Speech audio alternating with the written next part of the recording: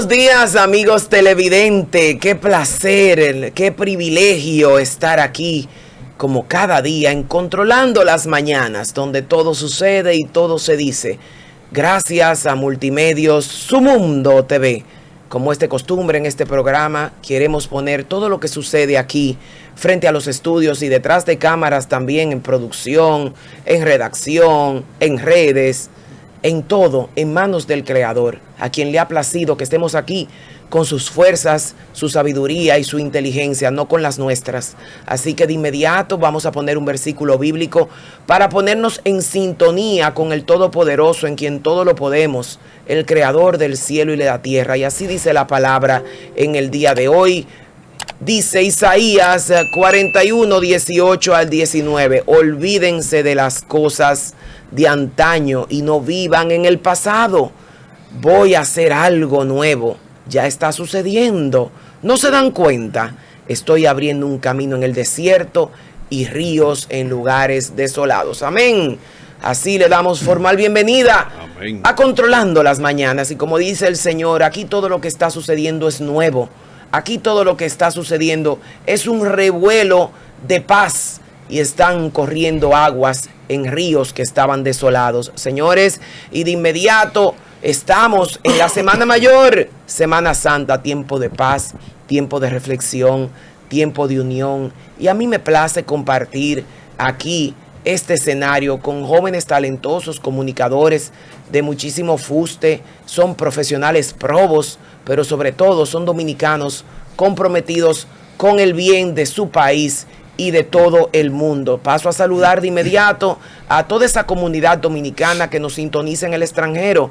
En todos los continentes, los dominicanos están muy atentos a lo que sucede en Controlando las Mañanas. Y cuando Héctor salude, Héctor nos dirá desde qué parte del mundo nos mandan afectos, porque la verdad es que entre Toronto, Quebec, New Jersey, New York, se debaten los dominicanos que nos mandan esos cálidos afectos. Así que saludos a todos los dominicanos en Massachusetts. De verdad que esa comunidad me ha dispensado mucho cariño y siempre habla bondades de este tremendo elenco de Controlando las Mañanas. Así que de inmediato paso a dar los buenos días antes de introducir al tremendo plato fuerte que les traigo hoy, porque hoy sí es verdad que le tengo un invitado por todo lo alto, pero sobre todo un hombre inspirado por Dios, que vive por y para el servicio de Dios. De inmediato, buenos días, mis queridos Héctor Vázquez, Héctor García y mi queridísimo Valentín Pérez. Muchísimas gracias, Frida. Los buenos días a ti, los buenos días a todo el país, a nuestros compañeros aquí en el estudio, a Valentín, a Héctor García, a John, a Luis, a los muchachos allí que también están todos pendientes, a toda esa gente que nos sigue a través de este espacio Controlando las Mañanas, y recordarles a todos que este es un espacio multiseccional, un lugar donde estamos dispuestos siempre a hablar, a hacer una buena comunicación, pero sobre todo lo que nosotros conocemos como comunicación responsable. No es lo mismo hacer una comunicación barata de esa de 7 pesos que usted ve por ahí, a usted decir donde un reloj barato de eso de chino marca más. Los relojitos de a peso, ¿verdad? Claro, yo lo tuve, claro. A diferencia de eso que le regalaban a uno en la piñata. Claro, o hacer lo que nosotros hacemos aquí, comunicación con responsabilidad social, donde nos aseguramos de que la gente realmente perciba lo que está pasando, pero hablándole con la realidad. O sea, eso es lo que nosotros hacemos. Recordarle a toda esa gente que usted nos puede ver a través de los canales 101 y 1101 en HD de Claro TV, así el canal 81 de Altiz y de Aster, 20 de Telecable Dominicano, 67 de Telecable Central para todo el Valle del Cibao, de igual forma el canal 46 de Wintelecom y el 647 de Fire TV Stick, que es donde nos puede ver en la costa este de los Estados Unidos. Así la gente que nos ve a través de más de 207 sistemas de cables en todo el país y en el satélite Eutel para el continente americano completo y el Intelsat para el resto del mundo.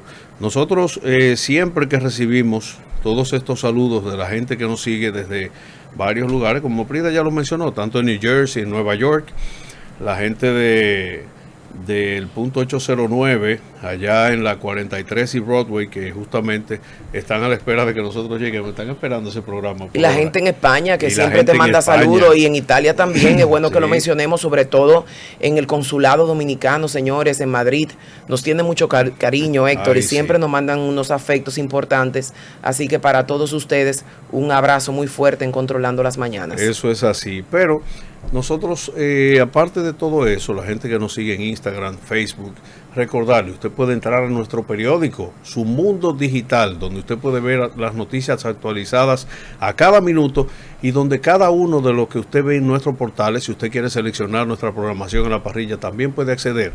También nos puede escuchar en sumundofm.com y desde ya, prontamente, vamos a tener ya casi un dial que vamos casi a darle la sorpresa a la gente de que usted va a poder también escuchar a Valentín Pérez por ahí cuando el sándalo diga justamente sus frases célebres ahí. Ahí le vamos a hacer una sesión especial a Valentín. Las frases de Valentín. Las frases de Valentín cuando comencemos en la emisora. Valentín Pérez, buen día. Buenos días, país. Buenos días, compañeros. Buenos días, República Dominicana. Hoy es miércoles santo ya. Señores, una fecha para compartir en familia, una fecha para que los dominicanos entiendan que la vida no termina el miércoles, el viernes, el sábado, el domingo. Entonces, desde acá yo le quiero enviar un mensaje al pueblo dominicano de reflexión, a que dediquen estos días de asueto a reencontrarse con el Señor, a reencontrarse con sus familiares y a mantenerse en casa, no permitir ser parte de esas funestas y horripilantes estadísticas del próximo lunes, pasada la Semana Santa. En el año pasado fallecieron 32 personas, 30 por tema de accidente de tránsito y 2 por ahogamiento e intoxicación. Entonces, es momento de reflexión, es momento de paz, es momento de armonía. Y nuestro más sincero deseo es que el pueblo dominicano actúe en esta dirección, básicamente los jóvenes. Buenos días, Héctor. Buenos días, doctora Prida Suero, coordinadora de este espacio, mi tocayo Héctor Vázquez y Valentín Pérez, como también a esa gran feligresía. Como que se le olvidó algo. Se le olvidó algo en el saludo. ¿Qué se le olvidó? Sí, pues siempre te saluda como un cosa especial. Eso es. No, lo que pasa es que ya todo eso no lo dijimos fuera. No, y además, él y yo estamos en además recuerda comunicación. que es Semana Santa. Sí, estamos sí, en Semana Santa. No es Navidad, no es Navidad. Es Navidad. Semana Santa. No, no Navidad, pero bueno. déjeme decirle, doctora, que ¿Usted es ateo? siempre combinada. No, Mateo Sí, vive ¿verdad? allí. Siempre estoy combinadita. La asesoró un amigo cura, para que ponga Sí, bueno, no en esta ocasión. Debo decir que esta pashmina.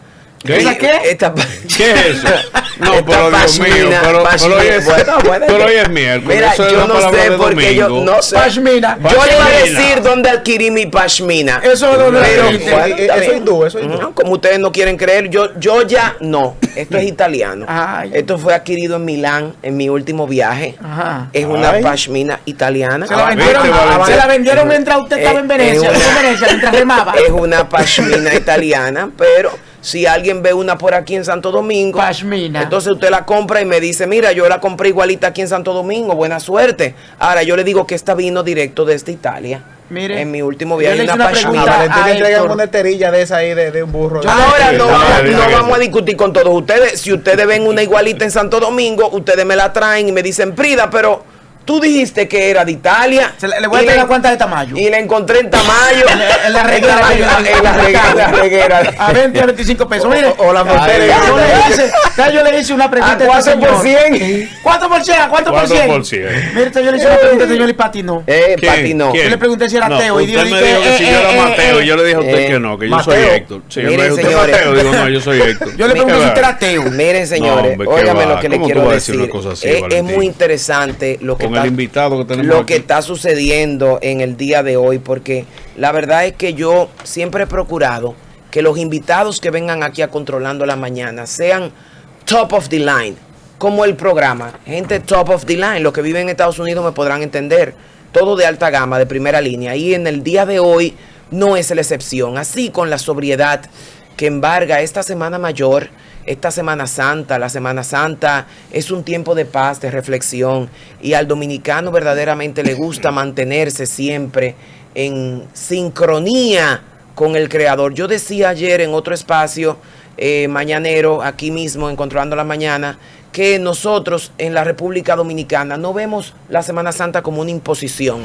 porque verdaderamente el dominicano disfruta de la Semana Mayor.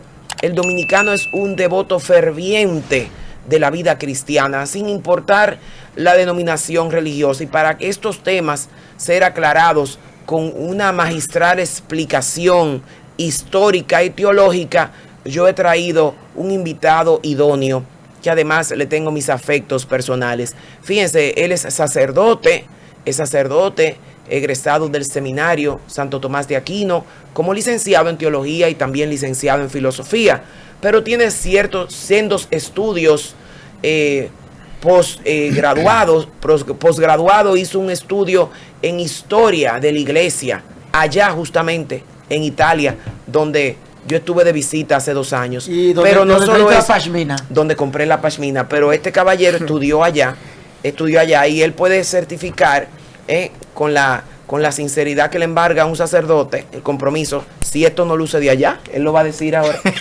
Y posteriormente la vida nos unió. Lo está comprometiendo tú. Lo voy a comprometer para que él diga si es verdad.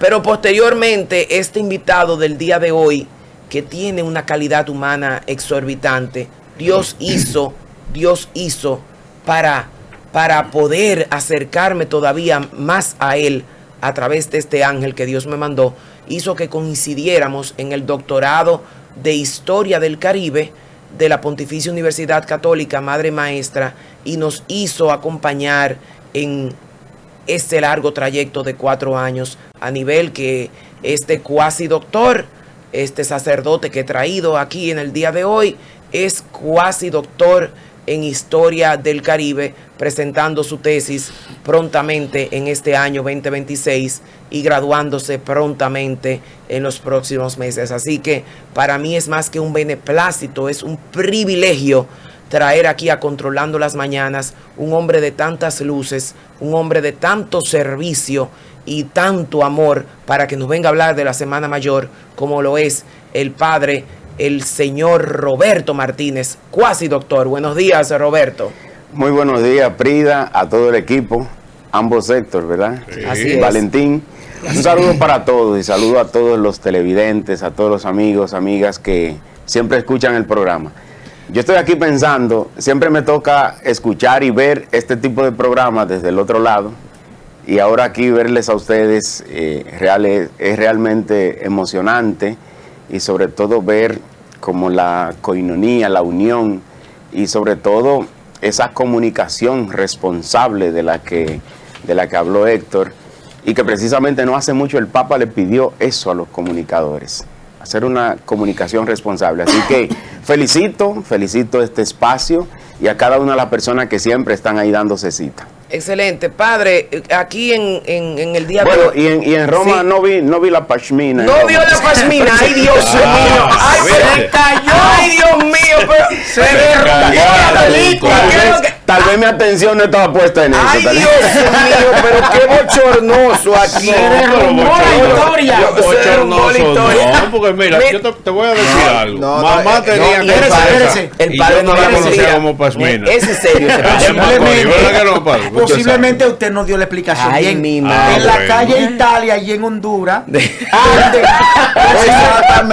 muchas cosas. Ay, Dios mío, mira, yo estoy buscando a ver si esto me salva. Después que el cura dijo esto. No, porque ay, eso no Dios es nada. mío. No puede ser que él no lo viera donde él estaba. El padre andaba estudiando, Claro, buscando ropa. Mi el padre atención andaba tal vez estudiando. no estaba puesta en Padre Roberto, díganos por favor, ¿qué fue qué tipo de estudios fue que usted hizo en Italia? Y en torno a lo que hoy es la Semana Mayor, ¿es un hecho plenamente histórico que la gente cumple simplemente por una obligatoriedad, como fuimos colonizados por la madre patria, o verdaderamente la Semana Santa tiene una connotación pasional, espiritual, y verdaderamente el dominicano desde su punto de vista lo celebra con fervor? Sí, primero en Roma yo hice una maestría, pero fue 3 años de estudios virtuales y ya solo fui a Roma a cursar una materia que se llama archivística. Archivística. Archivística. Para mí fue un gran honor poder entrar al archivo Vaticano, que mucha gente le dice archivo secreto Vaticano pensando que es algo al que no se puede acceder, al que es oculto. Y sin embargo, archivo secreto, decir en italiano, porque es el archivo de la Secretaría de Estado Vaticano. Eso fue prácticamente 3 meses de estudio de historia de la Iglesia en América.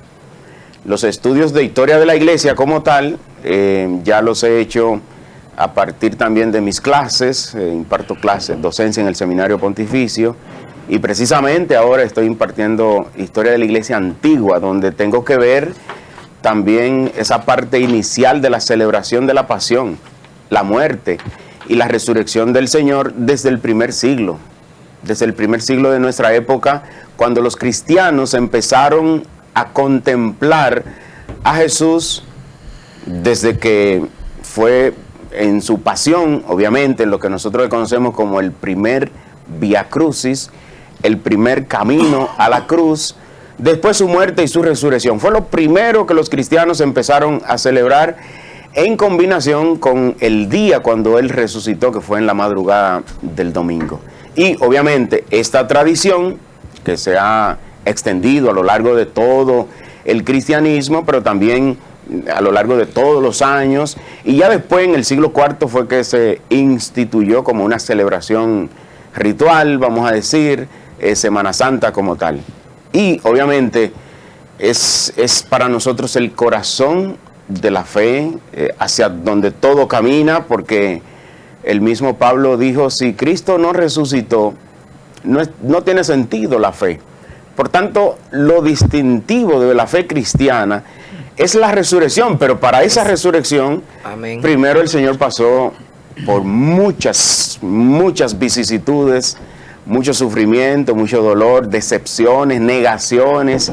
Miren, ahora mismo en la Semana Santa, el lunes, que fue hace 2 días, celebramos lo que es un preámbulo, que es la unción, el tema de cuando María, la de Betania, se junta con Jesús en la cena de la casa de Simón, y ella unge los pies de Cristo con un perfume de nardo, un perfume carísimo.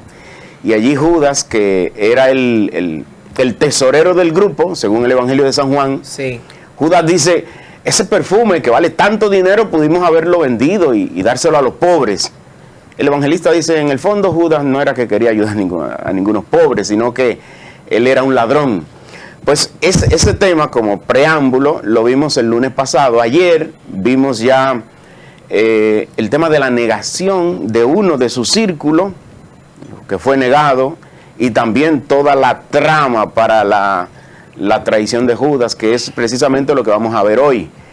O sea, el tema de hoy miércoles es precisamente esta traición de Judas. Son 3 días como que van abriendo, y de hecho ya nosotros desde el miércoles de ceniza estamos contemplando esta etapa, yo digo problemática, conflictuada de la vida de Jesús.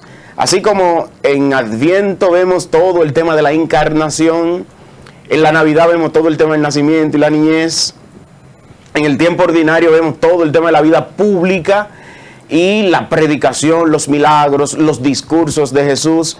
Pero este tema de la Cuaresma, estos 40 días, hemos visto esta época, esta etapa conflictiva de la vida de Jesús, donde se metió en lío, vamos a decir, con los judíos, y ellos fueron los que tramaron que una población que el Domingo de Ramos les recibió al Señor con palmas y diciéndole viva, viva el rey, el hijo de David.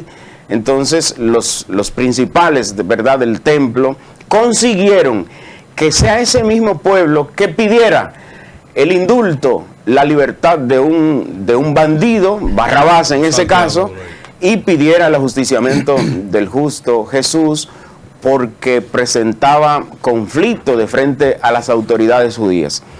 Pues en esta Semana Santa, y qué bonito que se dedica toda una Semana Santa para la reflexión, para la meditación, pero también para contemplar esta etapa de un ser humano, que yo creo que a cualquiera de nosotros nos pasan también las etapas de Jesús y pasamos también por el Calvario, por el sufrimiento en algún momento, aunque a veces no nos guste. Roberto, de verdad que es un placer tenerte por acá. Me llena mucha satisfacción cuando veo que hombres jóvenes como tú han decidido entregarle su vida en cuerpo y alma al Señor. 2 preguntas. A propósito que hablaste de Judas, y los lapiceros rojos no mienten, yo lo tenía anotado aquí porque justo te iba a preguntar de eso. La primera pregunta es, ¿la traición de Judas fue un acto de codicia o un plan divino? Por una parte. Por otra parte, me ha llamado mucho la atención lo que dijo el Papa León XIV, donde él llama a la responsabilidad de los medios para respetar el rol de los periodistas y la dignidad de los lectores. Si extrapolamos eso a República Dominicana, ¿cómo consideras tú que andan los niveles de responsabilidad de los comunicadores y periodistas al momento de servirle una opinión a la población? ¿Cómo tú evalúas la comunicación hoy en República Dominicana? Bueno, la primera pregunta me gusta muchísimo, he reflexionado mucho sobre ese tema y en el 2023 publiqué un libro que se llama ¿Por qué el sufrimiento en nuestras vidas? Una mirada a Jesús sufriente desde el Evangelio de San Marcos. Y hay todo un capítulo dedicado al tema de Judas. Según los estudios y la línea, porque el tema de Judas tiene bastante líneas de interpretación y todavía hoy hay discusiones que no están cerradas y creo que no se van a cerrar nunca, sobre todo la segunda parte de tu primera pregunta. Como yo lo veo, Judas siendo un zelota y con un pensamiento político revolucionario y intentando los celotas hacer la llegada del Mesías por medio de la revolución. Por tanto, eran personas que andaban con una daga, con una puñaleta, y si tenían que pelear por el plan político que tienen los celotas, pues pelean. Y en el grupo de Jesús, al país que es un celota. Los celotas es un partido religioso político. El judaísmo tiene los principales partidos, que es lo de la aristocracia judía, son los saduceos, son los senadores del templo, ¿no? Pero también tienen un partido más popular, que es más amplio, y estos son los que viven la radicalidad de la ley, el sacerdocio, el templo, el sábado. Esos se llaman los fariseos. Fueron con los que más se peleó Jesús, porque al vivir la radicalidad de la ley, ellos, como yo siempre digo, y como pongo una frase en mi libro, ellos amaban más la ley del Señor que el Señor de la ley. Por tanto, eran radicales, pero no muy humanos. Entonces aquí tuvieron mucha contrariedad con el mensaje de Jesús. Pero también estaban los esenios, que estos fueron unos monjes que se salieron de la urbe y se fueron a un monasterio. También estaban los celotas. El pensamiento de los celotas es precisamente que deben ayudar o percibir la llegada del Mesías, si es necesario, por la revolución. Como si uno pensaría un poquito en la izquierda política, vamos a decir. Entonces, desde este pensamiento, Judas, que entra en el grupo de los 12, pues empieza a tener una decepción personal de su líder.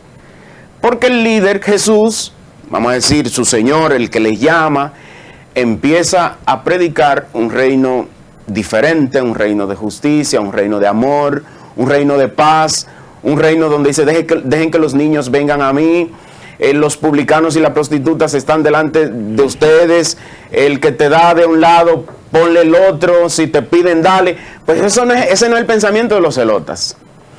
Y de hecho, en el mismo momento de la última cena y en el huerto de los olivos, aquí hay una intención de que un criado desenvainó una espada y Jesús dice, no, espérate, que el reino, lo estoy diciendo con mi palabra, el reino no es de este mundo, no es igual. Entonces Judas, según esta realidad y ver la contradicción entre lo que él tiene en su concepción y lo que Jesús está predicando, Judas pudo haberse decepcionado políticamente. Y una persona decepcionada políticamente, entonces se frustra en torno a lo que viene al futuro. Si yo estoy en un partido donde ya yo estoy frustrado y decepcionado del que sigo, pero me quedo ahí, entonces empiezo a sacar mi tajada. Es el tercer punto que yo presento en el libro. Judas empezó a sacar tajada y dice el Evangelio que era un ladrón. Pero a pesar de eso, lo ponen a guardar los chelitos. Era el tesorero. Era el tesorero. Pues entonces había un plan Pero divino. está el tesorero, pero él no cree en ese proyecto, pero está guardando el dinero. Pero Es entonces problema. era un plan divino. A ver, Padre. ¿dónde voy? Que en un grupo, si ya yo no creo en mi líder, no creo en ese proyecto, pero me quedo ahí, empiezo a sacar lo mío. Claro. Porque empiezo a decir, no, aquí ya esto no va para ningún lado, yo Eso voy a pasa, sacar en mi la partida. eso pasa aquí en la política. Entonces se convierten en la presa fácil de lo Sí. que busca Satanás, porque en un grupo, para Satanás actuar, es la parte débil, donde está la debilidad humana y por ahí ataca.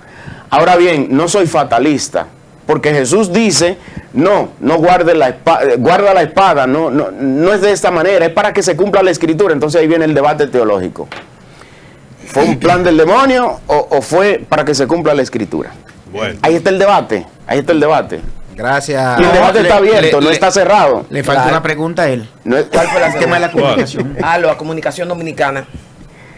no, pero no dominicana, la comunicación en general. Porque, Pero en República Dominicana. en República Dominicana. El Sí, el Papa lo Papa que habló pidió a fue nivel de que global, a nivel global. pero la parte que nos concierne más a nosotros es cuando eso se extrapola Mira, y se aterriza en hace como República 4 Dominicana. años, un sacerdote, padre Arsenio de la Vega, en uno de los sermones de las 7 palabras, tomó, bueno, que ahora el viernes se celebra el sermón de las 7 palabras, y tomó el tema de la comunicación y atacó de frente, le dio de frente precisamente a los comunicadores que se lucran con este servicio tan sagrado, tan fino, tan delicado de la comunicación.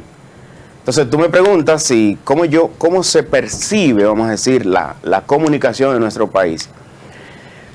Yo creo que cada espacio de la sociedad no se puede sacar de la cultura. Estamos inmersos en una cultura dominicana.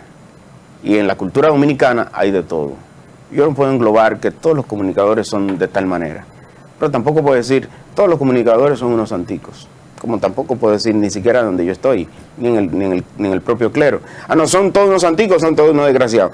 No se trata de eso, sino verlo en su realidad. Yo no ando investigando a personas, no es mi estilo de buscar, ver qué comunicador hace tal cosa. Sí estoy de acuerdo con el Papa, que es lo que nos concierne a nosotros como iglesia, hacer el anuncio, ¿verdad? Pedirle a los comunicadores que este ejercicio, esta función sagrada de la comunicación, porque hay mucha gente de aquel lado que no tiene la capacidad de pasar filtro a lo que oye en la radio. Ni en la televisión, ni en las redes sociales. Ni en la televisión, ni en la red. O eso eso yo lo vi en internet, dice la gente. Tú y yo estamos en la misma línea de pensamiento. Exacto, entonces hay muchas personas que es vulnerable ante eso. Leen un titular y comentan el titular sin ahondar en la noticia. Pero yo te voy a poner un ejemplo. Yo, cuando era párroco en Yamasá, salió una noticia que me involucraba y el periodista me mandó por WhatsApp: padre, mira el titular que va a salir, ¿qué usted cree? Y yo le dije, pero yo creo que eso es muy antiético de tu parte, porque la función tuya es decir la verdad, no que yo te ponga el titular, o no que yo te critique un titular antes de salir. Entonces, esa fue precisamente no, usted vio lo que yo dije, la manifestación que hicimos, pues ponga la verdad según lo que usted observó y lo que esté apegado a la realidad. No que le pregunte al dueño, al que está involucrado en la noticia, porque ya eso sería una función que desdice mucho de la función del periodista en ese caso. Padre, bienvenido aquí a este espacio Controlando la Mañana. Yo tengo 2 preguntas puntuales, sobre todo en una semana como esta, para que usted pueda responder. ¿Qué es el trido pascual? Más o menos para una propia interpretación de lo que... ¿Y por qué se cubren las imágenes? Yo, de las imágenes santas, yo siempre me he preguntado esto, el por qué la cubren, y más también a través de la propia Iglesia Católica. ¿Qué sentido, qué sentimiento hay en esa parte? Bueno, la Semana Santa termina el jueves santo, mañana.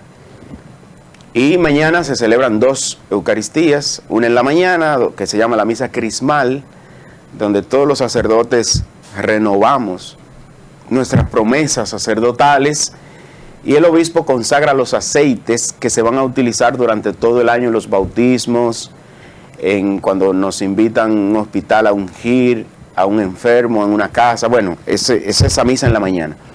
Pero en la noche ya se celebra la cena del Señor, y ahí comienza el triduo pascual. Triduo son 3 días de paso, que va en combinación con lo que el pueblo judío celebró el paso, ¿verdad?, del pueblo, de la salida de la esclavitud de Egipto y el paso por el Mar Rojo, y empezaron un trayecto de 40 años hasta llegar a la tierra prometida. Y ese paso lo celebra el pueblo judío en una fiesta llamada así la Pascua. El cristianismo entonces celebra los 3 días de paso. La última cena de Jesús, él la quiso combinar con la Pascua, con la cena de Pascua de los judíos, pero la quiso celebrar aparte con sus discípulos. Entonces, en la iglesia, después de esta misa, que también se conmemora ahí el lavatorio de los pies, capítulo 13 del Evangelio de San Juan, cuando el Señor se amarró la toalla en la cintura y se bajó a lavar los pies a sus discípulos, manera simbólica, para decirle: esto que yo estoy haciendo con ustedes, háganlo entre ustedes, porque es un signo de servicio entre ustedes.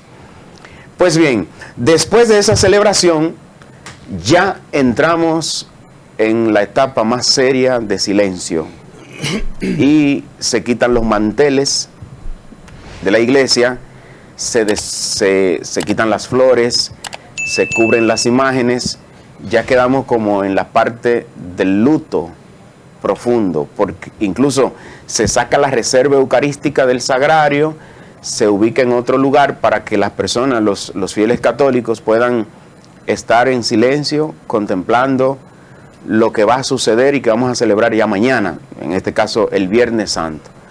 Entonces, ese descubrir el altar, quitar los mantos, cubrir las imágenes, es dejar el templo en un absoluto, vamos a decir, recogimiento, en un absoluto luto, pero también nos vamos preparando para la celebración del domingo, porque el triduo pascual se hace una sola celebración. Empieza el jueves, el viernes celebramos la palabra, no la misa. El Viernes Santo no se celebra la misa, se celebra la palabra, que es la escucha de la pasión, la oración universal, que es la oración por todo el mundo y todo lo que involucre en el mundo, y después está el beso de la cruz, y se le da la comunión, que ha sido reservada el día antes a las personas.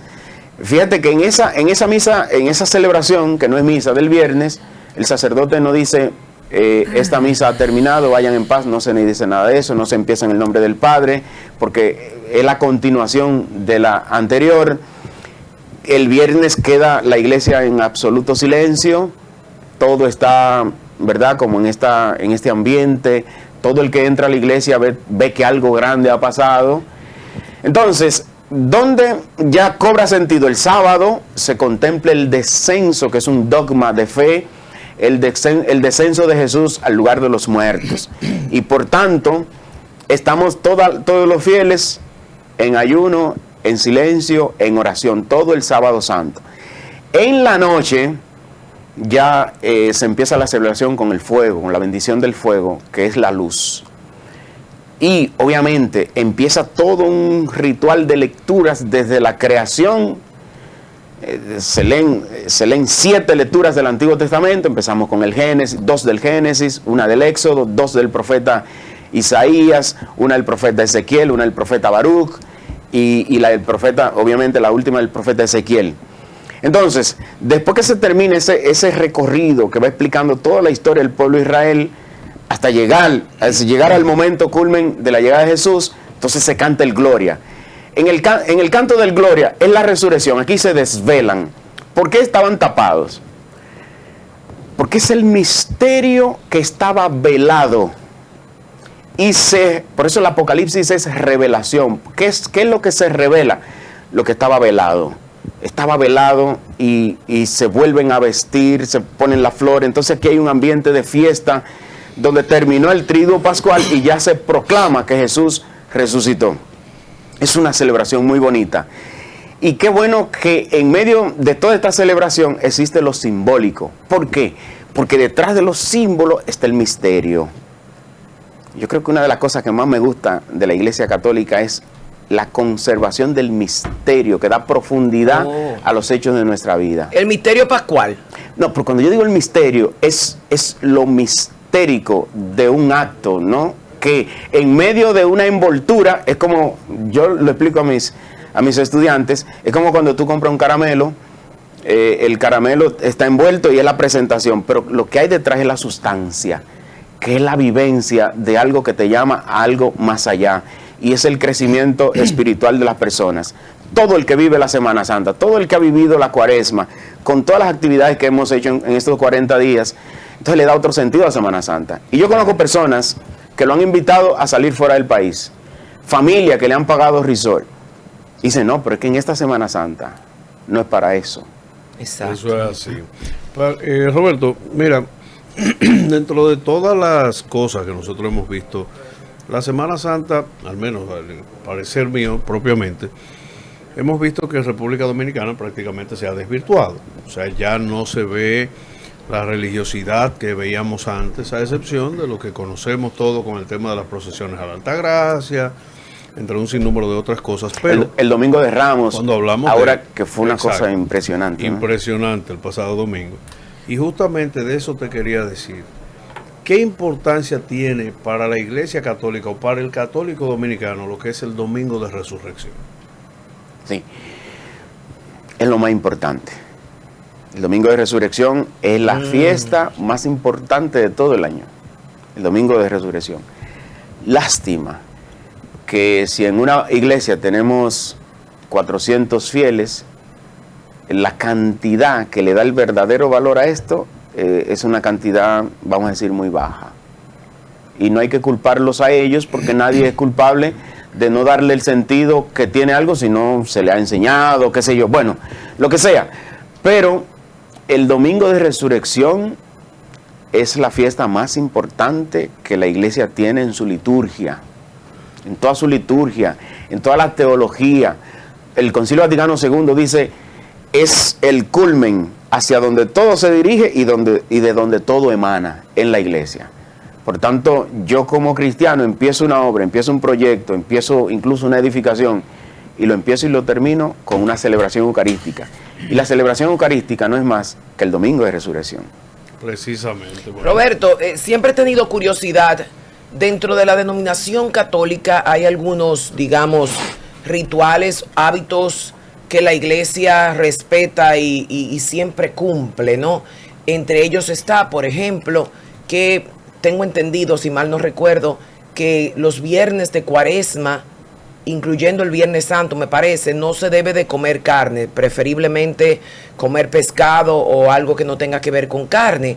También sé que algunos cristianos católicos, los viernes, especialmente el viernes de la Pasión de Cristo, ayunan largamente, hasta después de las 6 de la tarde, y otros incluso no, ni hablan, se levantan en una solemnidad absoluta, un silencio absoluto, incluso, no sé si estaré desfasada, pero recuerdo en mi juventud que se decía que entre los católicos ese era un día donde no se podía escuchar música, no se podía tener relaciones sexuales, aún usted estuviese casado.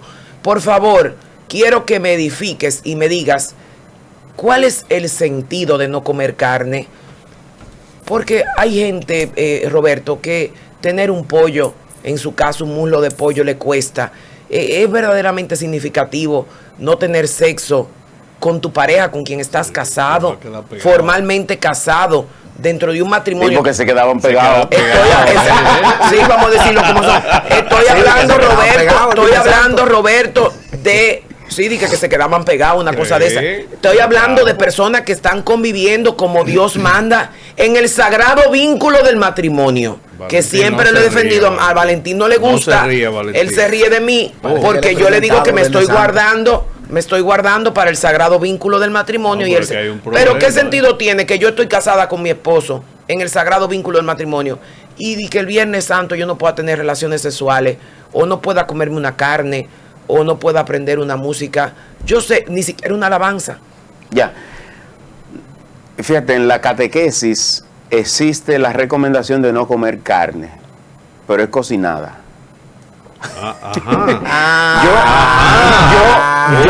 Yo no recuerdo que ningún sacerdote le haya enseñado a nadie que no se pueda tener relaciones sexuales. Oíste, Luis.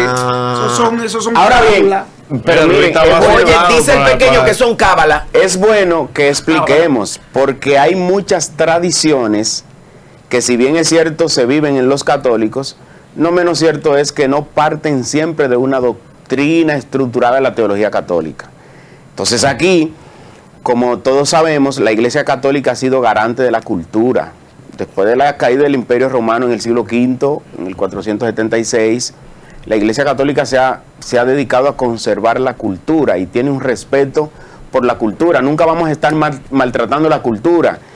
Eso que tú decías, a mí me lo decía, mira, no puedes correr en un Viernes Santo, no puedes correr, no puedes montar caballo. Por ejemplo, yo un campesino, que muchos caballos en el campo. No puede jugar pelota. No puede jugar pelota, no puede, obviamente, el tema que tú has mencionado, eso no me lo decían porque yo era nunca, un niño. ¿verdad? Un niño. Eso no me he manejado en ese ámbito, pero ciertamente hoy día incluso el Papa está solicitando tipos de ayunos a la persona y nos ha recomendado este año. Oye, ¿cuáles ayunos el Papa recomendó para este año? Primero, nunca herir a una persona con tus palabras. Excelente. Ese debería ser el principal ayuno. Segundo ayuno que el Papa pidió. Segundo ayuno que el Papa pidió. Nunca criticar por detrás a alguien que tú le veas algún defecto. Excelente. Wow. Tercer ayuno, escuchar. Dedícale tiempo a la escucha a los demás. Pero no menos cierto que hace 3 años el Papa Francisco pidió, si dejas de comer carne en Cuaresma, ayuda para que un pobre vecino tuyo se coma un pedazo de pollo, que no puede comérselo como tú. Entonces, en mi parroquia, cuando yo era seminarista, y en mi parroquia tenemos práctica de ayudar. Por ejemplo, en este año se ha ido a la cárcel de La Victoria y la gente que ha hecho un ayuno, pues se le ha explicado que el ayuno tiene sentido si usted ayuda, si usted se involucra con la caridad. O sea, que no son tradiciones por tradiciones. Toda tradición cristiana, en este caso, tiene un sentido. En este caso, la caridad. Imagínate en épocas que comer carne era un lujo. Ya hoy día eso no es un lujo y es tal vez un lujo otra cosa. Que no. Hoy día, si tú vas a ayunar de algo que realmente te duele, pues entonces agarra el celular tal vez. Pero yo he visto mucha gente que dice comer dulces, por ejemplo. Es más ayuno comer dulces que la carne incluso.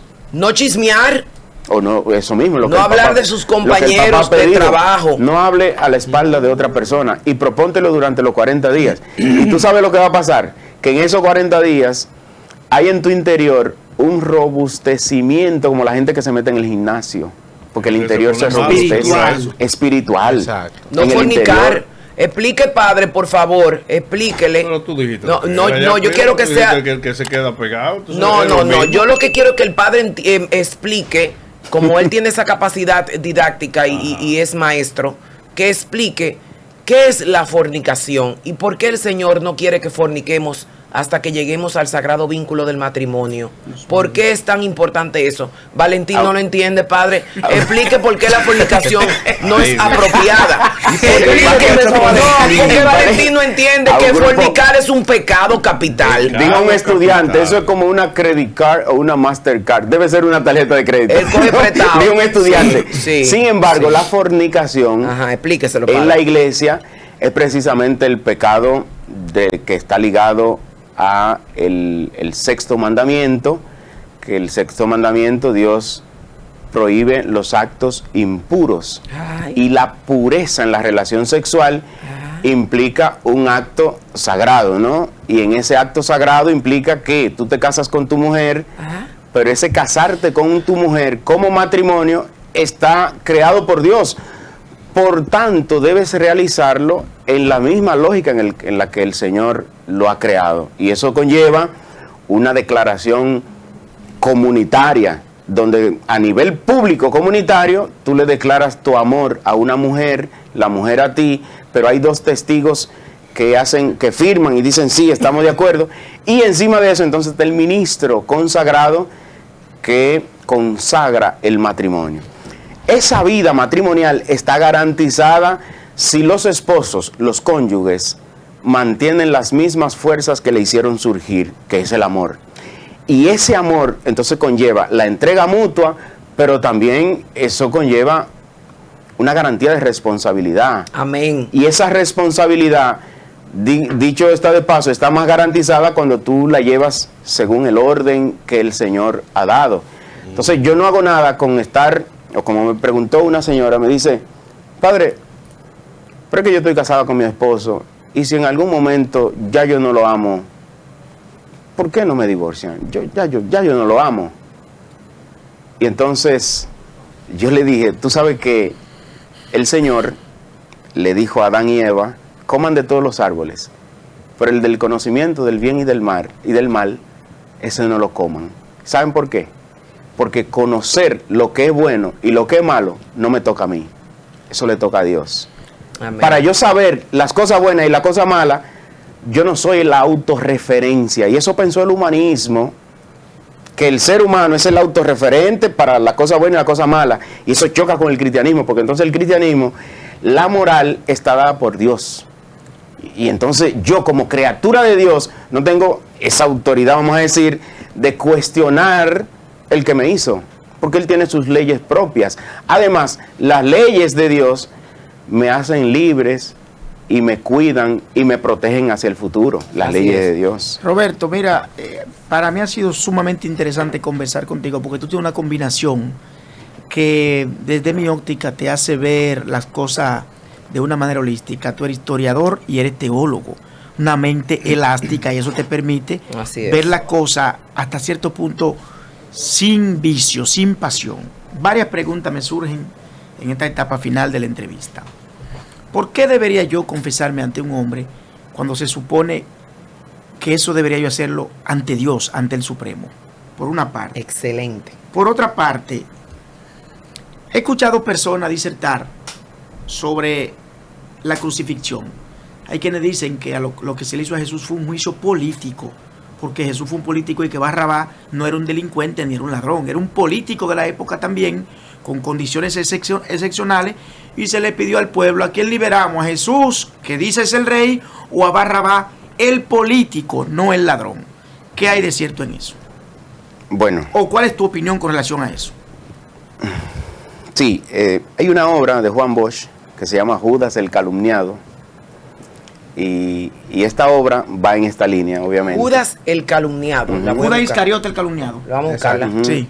Y Ahí es que tildan a Juan Bosch de ateo. Ajá. Por esa obra, por esa pero obra. ese pensamiento, yo diría no tanto ahí, porque ahí Juan Bosch toma un pensamiento que ya lo tienen incluso muchos teólogos, porque obviamente el ateísmo nace de adentro de la teología, es que nace el ateísmo, y entonces considerar que a Jesús se le hizo un juicio político es negar incluso la resurrección. Y cuando se niega la resurrección, se dijeron varias cosas. Por ejemplo, a él lo mataron y se le robaron el cuerpo. Eso es una, y es una postura más bien judía. Pero eso se cae de la mano porque al crecer el cristianismo, si hubiese sido cierto, los judíos hubiesen revelado entonces dónde o qué pasó con ese cuerpo posteriormente. O dicen, no, es un invento de los seguidores. Es un invento de los que seguían. Esa teoría también se cae porque si yo me invento un hecho como la resurrección, no es verdad que yo después voy a morir como él también. Y los apóstoles todos, excepto Juan, todos murieron como su maestro. O sea que hay que estar bien loco para yo inventarme una cosa y dejar que me maten por ese invento. Y a todos lo mataron. La primera persecución fue judía, donde mataron a Esteban, capítulo 6 de los Hechos. Y esa persecución judía hizo que los cristianos salieran de Jerusalén y se forma una comunidad en Antioquía, de Siria, que está al norte. De Antioquía ya se da la gran expansión en el Imperio Romano, el cristianismo. Pero entonces, al crecer el cristianismo, los emperadores empiezan una persecución sistemática hasta Constantino, que el último emperador persecutor se llamó Diocleciano, que fue el que con quien empezó eso de Oriente y Occidente, porque dividió el imperio en dos. Había crecido tan grande, que era tan grande que después dice, no, porque ya yo no puedo llevar un imperio tan grande. Divide en dos, pero la parte occidental fue gobernada por un señor llamado Constancio Cloro, que fue el papá de Constantino, y él quitó las persecuciones a los cristianos. Y fueron 300 años masacrando cristianos porque creían en Jesús.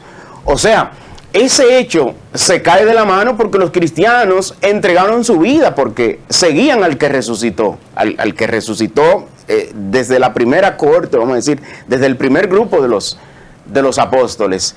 Entonces, no estoy de acuerdo porque un hecho real que lo dijo un maestro de la ley llamado Gamaliel, capítulo 5 de los Hechos, dice, dejen a esa gente, porque si es de Dios, el poder humano no va a poder contra ellos. Ahora, si no es de Dios, eso se va a caer. Lo dijo Napoleón, Julio César, Carlos Magno y yo hemos creado imperios basados en el poder, en la fuerza, en el dinero, en la guerra. Terminan desmoronados y el imperio cristiano, como que nadie puede. Y predican la paz, predican la justicia, predican el amor. Entonces hay como una contradicción, como que hay algo histórico que humanamente no es explicable. El tema de la iglesia, y ahí que voy a la segunda pregunta, sí. Dice Jesús, capítulo 16 del Evangelio de Mateo, voy a crear la iglesia y ni el poder del infierno podrá contra ella. Ni el poder del infierno que podrá contra ella. Entonces aquí se da un diálogo interesante entre Pedro y Jesús, y el Señor ahí concede la autoridad y la potestad de atar y desatar. Ojo, no se trata de amarrar con una soga. El término griego de atar y desatar tiene que ver con la conciencia. Cuando la conciencia está amarrada y está atada es cuando yo estoy culpable. Y cuando yo estoy culpable porque siento que hice algo que no debía hacerlo. Esto está en combinación con el capítulo 20 del Evangelio de San Juan. Que dice, después de la resurrección, el Señor se le aparece donde estaban en el claustro los discípulos orando con las puertas cerradas. Y el Señor exhala, oye bien, exhaló sobre ellos su aliento, la ruá en hebreo, que fue cuando la creación, el Señor como que creó un muñequito en el Génesis, y entonces sopló. Y un hálito de vida. Le dio el hálito vital. Pero aquí Jesús, ¿qué es lo que está dando cuando ya ellos están vivos? Le está dando un poder sobrenatural. Y le dice, a quienes ustedes le perdonen los pecados, le quedan perdonados. A quienes ustedes se los retengan, les quedan retenidos. Wow. Oye bien, ya el mismo Jesús, en el capítulo 2 del Evangelio de Marcos, le había dicho a un paralítico, tus pecados se son perdonados. Los maestros de la ley dijeron, ¿y quién se cree este? El único que perdona pecado es Dios. Porque estaban en ese pensamiento que tú me planteas. Solo Dios perdona los pecados, pero en virtud de la encarnación, por eso Jesús es el único mediador entre Dios y los hombres, porque es el encarnado. En virtud de esa encarnación, entonces Dios, las obras de Dios, ahora hay un hombre que la puede hacer.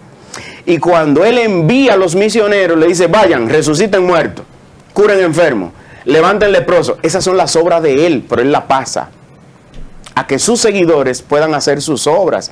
Y verán cosas mayores, le dijo en el Evangelio de San Juan. Verán cosas mayores. Entonces, la confesión de los pecados, que es una práctica que ha ido evolucionando. Yo no sé si hay tiempo para explicar un poco la historia de cómo llegamos a la confesión individual que nosotros tenemos. Te vamos a traer otro día, Roberto, porque son muchos temas que tú manejas. A mí se me quedaron sin preguntas. Y no solo eso, que tiene una facilidad, Roberto, como maestro y educador, historiador y es maestro. No se queda solo en la Biblia, le da una visión muy amplia. Adelante, Héctor García. No, ya él aclaró que carne cocida, carne cocinada. No. Adelante, que puede. Adelante. Roberto, usted que es un estudioso sobre todo y que estuvo en los archivos del Vaticano, siempre hay muchos mitos que se han creado en base a la religión católica, sobre todo que un dato importante, que 1.406 millones de fieles tiene la Iglesia Católica, es la religión con mayor número de fieles al día de hoy. Esos son datos también que el propio Vaticano. Y yo siempre me he hecho una pregunta, Roberto, si el imperio, que es que crucifica a Jesús, que nace también la propia religión católica, se instala entonces en la capital del imperio romano, que es Roma. Entonces ya el sucesor de San Pedro, el obispo de Roma, está ahí. Alguna información que usted pueda, por ejemplo, compartir con nosotros, el por qué esa decisión de colocar donde el verdugo, colocar entonces la representación de la Iglesia Católica. No, eso ha sido un proceso histórico de muchos años. O sea, no siempre la cabeza estuvo en Roma. Eso ha sido un proceso, obviamente, desde el primer siglo, después que se da la libertad de culto en el 313 con el Edicto de Milán, y ya después con Teodosio. Mucha gente piensa que fue Constantino el que imperializó la iglesia. No fue Constantino, fue Teodosio. ¿Qué sucede? Que Roma es la capital del mundo. Entonces, Medio Oriente, en el caso de Jerusalén, los judíos en el año 90 echaron a los cristianos. Al principio, judíos y cristianos estaban mezclados. Y Pablo predicó en la sinagoga y Jesús también. Pero después de la revuelta judía del año 70, donde destruyeron el último templo romano, construido por Herodes, entre cristianos y judíos empezó una escisión, que eso culminó en el año 90 con una cosa que se llamó el Concilio de Yamnia, donde se reunieron los rabinos judíos y echaron a los cristianos a la sinagoga. Entonces los cristianos tuvieron que buscársela ahí y buscar otro puesto que no sea la sinagoga. Y eso le ayudó a ellos, porque los cristianos con la diáspora empezaron a formar comunidades. Entonces se crea una red de comunidades. Pablo hizo 4 viajes misioneros, el último fue a Roma, porque es la capital del mundo. Entonces, ¿qué hizo el cristianismo? Se montó en las rutas de navegación del imperio. Y el evangelio fue llegando donde quiera que llevaba el comercio. Por eso en Corinto, que era una ciudad portuaria, había templo, había comunidad. Evangelización. ¿Tú entiendes? Entonces, llega un momento en el que donde está la capital, obviamente se hacen los mejores templos, porque cuando ya la iglesia, el imperio se volvió católico, entonces se construyen catedrales. ¿Dónde se construían las grandes catedrales y basílicas? En la tumba de los apóstoles. Y en Roma estaba Pedro y Pablo, que desde el primer siglo eran considerados columnas. Excelente. Mire, padre, finalmente, porque el tiempo es muy corto, yo quiero comprometer al padre Roberto, tal como me ha comentado aquí tras bastidores mi querido amigo Héctor García, que se comprometa con nosotros a venir con cada cierto tiempo a una cápsula. Finalmente yo quiero que usted me conteste sí o no en 2 o 3 preguntitas que le voy a hacer 2, 3 rápidamente. Le voy a hacer sí o no. Tú sabes que eso es difícil para un historiador. Sí, es difícil para un historiador, pero prometo hacer preguntas que se puedan responder con monosílabos, ¿sí o no? Está prohibido para un cristiano beber vino, ¿sí o no? No. Está prohibido para un cristiano vivir en unión libre, ¿sí o no? Ni sí ni no. La pregunta hay que enfocarla diferente. Permiso. Está prohibido. No, hay preguntas que depende del tipo de pregunta, la respuesta puede ser correcta o incorrecta. Su respuesta. Entonces ahí sí justifico la respuesta. Pero no he terminado. Comer mucho en demasía es un pecado y está prohibido, ¿sí o no? La gula es un pecado capital. La gula es un pecado. Y hartarse y después irse a hacer una cirugía plástica todos los años, ¿eso es pecado, sí o no? Señores, se le fue la luz al padre. Porque también es una pregunta que tiene muchas matizaciones. Muchos matices. Y finalmente, padre, toda aquella persona que cogen prestado y fornican, ¿están condenados en el infierno, sí o no? ¿Cómo que cogen prestado? Sí o no, permiso. Pero ¿cómo así? No, yo te estoy oyendo, pero estoy mirando tus dedos. Está señalado. Cogen prestado y que se esperen. ¿Es pecado, sí o no, Roberto? No me ponga a chismear aquí en la televisión. Todo el que es infiel, ¿es pecado, sí o no? No me ponga a chismear. Es pecado, la infidelidad. La infidelidad, claro que sí. Es pecado, ¿verdad que sí? Señores, yo creo que el padre tiene que venir cada cierto tiempo, porque tiene tiene vamos que a orar. comprometer a Frida que no es venga fácil. aquí. Finalmente- Frida, tú en clase Mire, diferente. no, Un diga. mensaje final de nuestro querido padre Roberto Martínez, reverendo padre Roberto Martínez, en torno a la solemnidad de la Semana Santa y de cuidarse y mantenerse sano en sus hogares. Adelante, padre. Bueno, yo creo que la Semana Santa nos ayuda a darle contenido al tiempo, porque el tiempo le damos contenido cuando reflexionamos, cuando contemplamos, cuando nos silenciamos. La gente dice constantemente, no tengo tiempo, pero no es que no hay tiempo, es que el tiempo lo hemos vaciado de contenido porque la prisa es la que nos sobra.